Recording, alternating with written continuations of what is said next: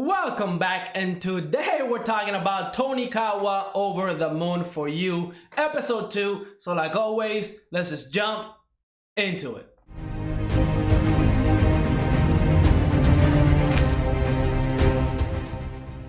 This episode starts off with Nasa being in his room by himself, wondering what is going to happen once Tsukasa kind of comes back, because they're married now, so that means she's probably going to spend the night. And we see kind of Nasa just fantasizing about all the different situations that could happen in because they're gonna have to sleep in the same bed, what's going to happen. Heck, he even tried to order a bed, like overnight shipping, like tried to get it in there within like an hour, but of course that's not impossible. And I like the little Amazon little Easter egg that they threw in there. I mean, it was just fun, right? I know I am guilty of doing this, of just fantasizing of over different situations that could happen, and at the end of the day, none of them happened. And that's what happened in this episode, right? We see Nasa was just fantasizing how he's gonna sleep with Tsukasa in the same bed, and different positions, they were gonna hug each other and stuff like that. It was really funny, especially when Tsukasa kind of walked in and caught him doing all of this. I mean, it's an embarrassing moment for Nasa, to say the least. I was really laughing. It was a very happy little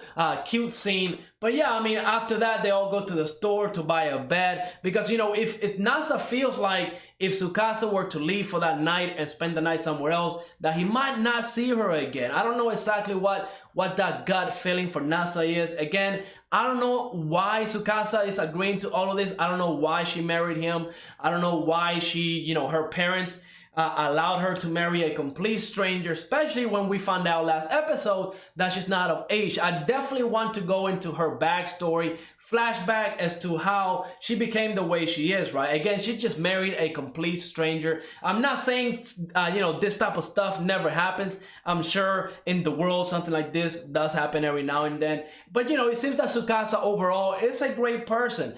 She's very, she seems very happy. She seems very enjoyable person to be around. I just can't imagine what would be the reason that she would marry Nasa, just because he just wanted to go out with her. Again, that was the agreement they had last episode after she kind of took a hit from a truck for him. And I mean, I really want to know more about her and her flashback, and I also want to know more about her parents. Heck, remember, this is just the first night, right? We're still like in the first night of them getting married, and after they get the whole bed situation started, Nasa mentioned something, right? And that leads me to believe that Tsukasa is not really about the money. We know Nasa has a little bit of money because he's been saving for a very long time after he got done with high school and stuff like that. And even though Tsukasa, she wanted like a memory foam bed, and Nasa was willing to buy her whatever she wanted, and she decided to still go with a more frugal bed. She didn't want the most expensive one. So that kind of leads me to believe that Tsukasa is not really after his money or anything like that. Again, my theory right now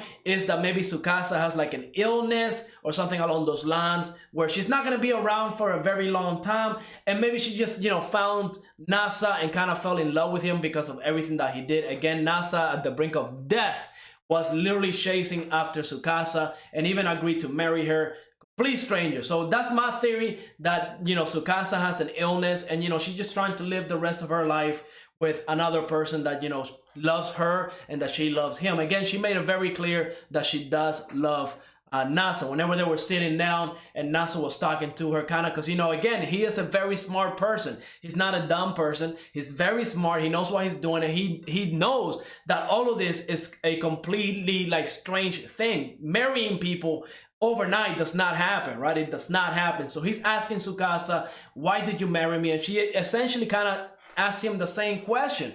Why did Nasa marry Tsukasa? At the end of the day, Tsukasa and Nasa, they both say that they love each other, and from what we gather, it does seem like a very happy relationship. I will say, after they went to bed, it was very, very funny. That whole scene that transpired whenever Tsukasa went to bed and she had the little ponytail or the little buns. She looked very cute, but then we see that Nasa, he cannot sleep, and Tsukasa is rolling all over the place. She's a restless sleeper. That whole scene had me really rolling because, Nasa doesn't know how to handle these type of situations. I believe Nasa is 18. He never had a girlfriend before, and the fact that he went from never, having girlfriend or any type of experience with girls, going to being married, spending the night with another girl in his room, and what could happen, what could happen, just let it happen. happen. You know what I mean? When they make that disclaimer of one thing can lead to another. Again, you know what they're insinuating, you know, I'm not gonna go into it, whatever married couples do. But yeah, it was kind of like a little funny disclaimer that they showed. I was really rolling with it.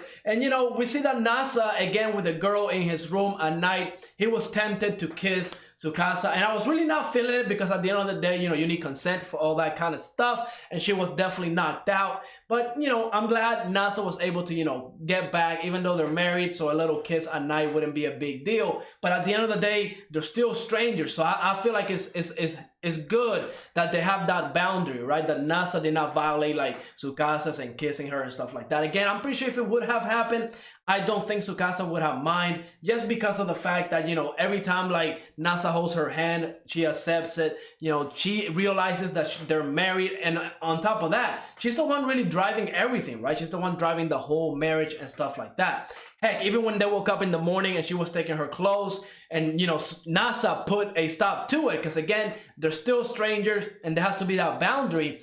You know, she didn't say, oh, you're right, you know, I don't want to get naked in front of you. She was kind of saying, oh, you're right, like the light, there's too much light in here. But, you know, again, she kind of made it seem like she was not uncomfortable getting naked in front of Nasa. But overall, I really love this episode a lot more than I loved episode 1. I really love how this anime kind of digs into Nasa's mind and the way he's thinking about this whole situation. Honestly, this is just the first night, right? This is just the first night of this crazy, crazy adventure. I cannot wait to see where this story is going to go. Again, we haven't met Nasa's parents and how they feel about this marriage. Again, I don't even think they know that Nasa, their kid, just got married. And on top of that, I really, really, really want to meet Tsukasa's parents. I want to know why they let her get married to a complete stranger like that, right?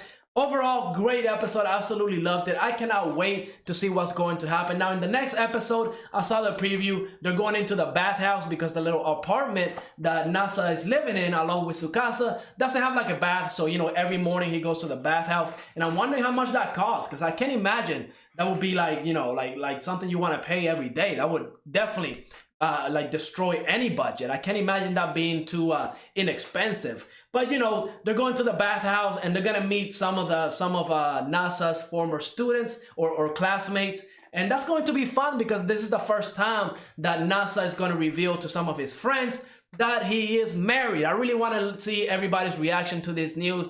I'm sure it's going to be hilarious and great at the same time. Honestly, Fridays is really just an awesome day. We still got a lot of animes going, coming in. I cannot wait for Dragon Quest, and you're definitely going to see a video about that. But overall, great episode. Let me know what you thought of this episode. I really want to know if you enjoy this romance animes. But yeah, like always, go ahead and leave a like, subscribe, and I will see you on the next episode.